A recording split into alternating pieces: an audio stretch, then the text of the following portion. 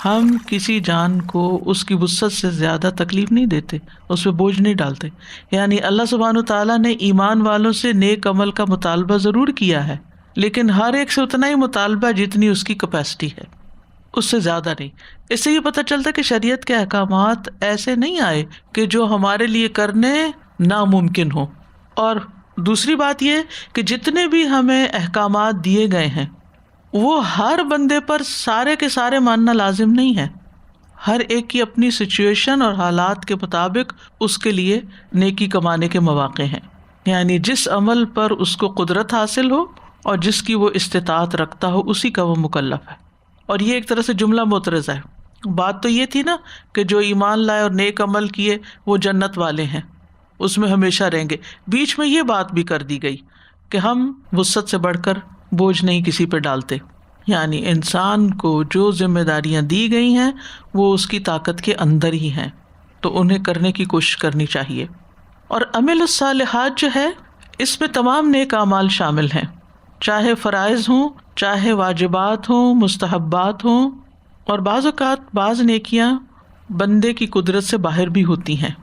مثلا کچھ لوگوں کے لیے تہجد پڑھنا بہت مشکل ہو سکتا ہے، چاہے تو شدید بڑھاپا ہو یا بیماری ہو یا بچے چھوٹے ہوں یا کوئی ایسی ذمہ داری ہو کہ انسان اس وقت نہ اٹھ سکتا ہو، لیکن اس کی خواہش اور تمنا ہو کہ میں یہ کام کروں، وہ ہمیشہ اس کی حسرت رکھتا ہو، تو اس کو انشاءاللہ نیت کا بھی اجر ملے گا.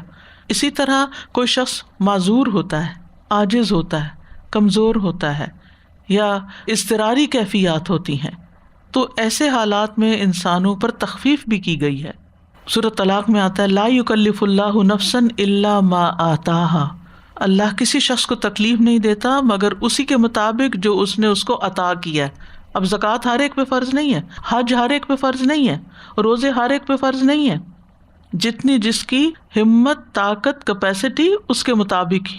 سورۃ الحج میں آتا ہے وما جعل علیکم فی الدین من حرج. اللہ نے دین میں تم پر کوئی تنگی نہیں رکھی. سورۃ التغابن میں آتا ہے فاتقوا اللہ ما استطعتم. اللہ سے ڈرو جتنی تم میں استطاعت ہے، جنہیں جتنا کر سکتے ہو اپنی پوری بھرپور انرجی لگا دو. اس کے بعد جو رہ گیا کوئی بات نہیں. لیکن اگر تم سستی کے مارے نہیں کرتے اور کوتاہی اور غفلت اور اہمیت نہ دیتے ہوئے تو پھر خود اپنے آپ کو اجر سے محروم رکھو گے. یاد رکھیے کسی بھی عمل کو کرنے میں جب انسان کسی چیز کی ابتدا کرتا ہے، آغاز کرتا ہے، اس میں ضرور مشکل ہوتی ہے اس کو، کیونکہ انسان اس کے لیے ٹرینڈ نہیں ہوتا. دینی اور نیکی اور عبادت کے کام نہیں، دنیا کے کاموں کو آپ دیکھ لیں. آپ پہلے دن ایکسرسائز شروع کرتے ہیں تو کیا حال ہوتا ہے آپ کا، آپ پہلے دن کھانا پکانے لگتے ہیں آپ کیا حال ہوتا ہے، لیکن کچھ ہی سالوں کے اندر آپ کیسے ماہر ہو جاتے ہیں. بچہ جب چلنے لگتا ہے، جب کرال کرنے لگتا ہے، کتنی مشقت کرتا ہے، پھر ایک وقت آتا ہے کہ وہ کیسی ریس لگاتا ہے، ہاتھ نہیں آتا ماں کے، وہ آگے آگے ماں پیچھے پیچھے. لیکن اس کا پہلا دن کیا تھا، ماں انگلی پکڑ کے چلا رہی تھی اس کو، ایک نہیں دونوں ہاتھ پکڑ کے چلا رہی تھی. تو یہ بالکل نیچرل سی بات ہے. چاہے آپ تلاوت کی بات لیں، قرآن پڑھنا شروع میں لوگ اٹک اٹک اٹک کے پڑھتے ہیں اور پھر تنگ آ کے چھوڑ دیتے ہیں کہ ہم تو تیز پڑھ ہی نہیں سکتے. لیکن اگر وہ نہ چھوڑیں، کرتے رہیں کرتے رہیں کرتے رہیں، ماسٹر ہو جائیں گے. ایک دن مخارج نہیں نکلتے، کرتے رہیں ایک دن نکل آئیں گے. اور ہاں اگر کرتے رہنے کے باوجود بھی نہیں نکلتے تو لا یکلف اللہ نفسا الا وسعہا. لیکن آپ ٹرائی تو کرو، آپ ہمت تو کرو، آپ آگے تو بڑھو. آپ ایک قدم چلو، اللہ تعالیٰ 10 قدم آپ کی طرف آئیں گے. آپ کے وقت میں بھی برکت ہو جائے گی. اور میں نے کئی دفعہ ایسا، یعنی جب میرے اوپر میری روٹین سے ہٹ کے کوئی ذمہ داری آ جاتی ہے نا، تو پہلے مجھے گھبراہٹ ہوتی ہے کہ یا اللہ دن تو اتنا ہی ہے 24 گھنٹے کا، یہ کام کیسے پورا ہوگا. میں دعا مانگتی ہوں کہ اللہ تعالیٰ کروا دے.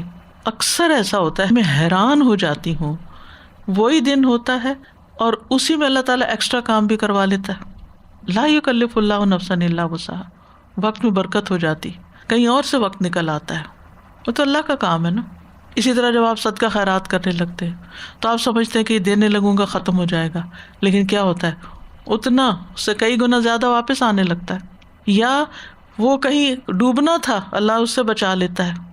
تو جو اللہ نے نیکیوں کے راستے بتائے ہیں نا، ان کو دیکھتے رہنا چاہیے، اور مشکل بھی ہو تو شروع کر دینا چاہیے، پھر اسی میں اللہ تعالیٰ ایسی آسانی کرے گا کہ انسان سوچ بھی نہیں سکتا. اولئک اصحاب الجنہ ہم فیہا خالدون. اور اگر ہمیں یاد ہو کہ اس کی جزا جنت ہے، اصل میں نا مشکل پتہ کیا ہے، ہم نے دنیا کو گھر بنا لیا، دنیا کے غم پال لیے، ہر چیز یہاں ہی کی سوچتے ہیں. یہ ہم سب کا مسئلہ ہے. ہماری خوشیاں، ہمارے غم، ہماری پریشانیاں، ہماری فکریں ساری کی ساری اس دنیا سے متعلق ہوتی ہیں. آخرت کا غم کم ہی لگتا ہے ہمیں. یہاں کیا بنے گا، کہاں سے کھائیں گے، کہاں رہیں گے، گھر نہیں ہے، فلاں چیز نہیں ہے، اس کا کیا ہوگا، اس کا کیا ہوگا، بے شمار فکریں. اور بہت سی چیزیں تو ہوتی بھی نہیں ہیں. زندگی ایسے ایسے موڑ کھا جاتی ہے، انسان حیران ہو جاتا ہے کہ یہ کیا ہوگا میرے ساتھ. انسان سوچ بھی نہیں سکتا بعض اوقات. تو اس لیے انسان ان کاموں کو پرائرٹی دے جو جنت میں لے جانے والے ہیں، ان نیک اعمال کی فکر کرے، کیونکہ گھر وہ ہے. کبھی بھی گھر کا کوئی غم ستائے نا، ہمارے گھر میں یہ فیسلٹی نہیں ہے، یہ آسانی نہیں.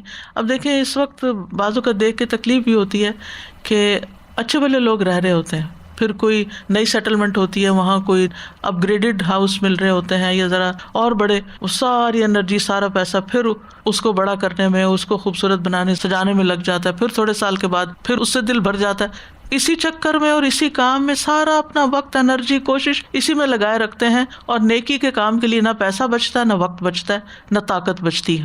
کیونکہ دنیا کو جنت بنا رہے ہیں نا. ٹھیک ہے، اگر آسانی سے کوئی چیز ہو سکتی ہے بہتر، اپ گریڈ کر سکتے ہیں، کر لیں.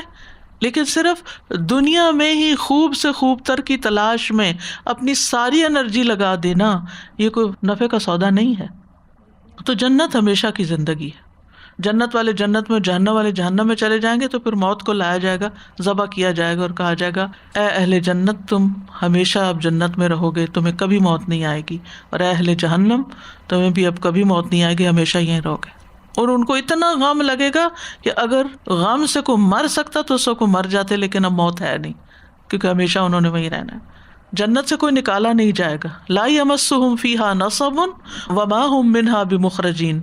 جنت میں موت بھی نہیں ہے، بیماری بھی نہیں ہے، دکھ تکلیف پریشانی ہے ہی نہیں کوئی. تو کیوں نہ ایسے کام کریں کہ جس سے وہ گھر حاصل ہو جائے. ہمیں ساری انرجیز اس پہ کیوں نہ لگا دیں، اپنا وقت، اپنی جوانی اس کے لیے کیوں نہ خرچ کریں. تو اس سے یہ پتہ چلتا ہے کہ ایمان اور عمل صالح جو ہے نا، یہ دونوں چیزیں جنت میں داخل ہونے کا سبب ہیں، اور یہ دونوں جہانوں میں عزت کا سبب بھی بنتی ہیں. اور جو اصل دین ہوتا ہے اس میں کوئی حکم ایسا نہیں کہ جو مشقت والا ہو اور قابل برداشت نہ ہو، سوائے اس کے جو سزائیں ہیں.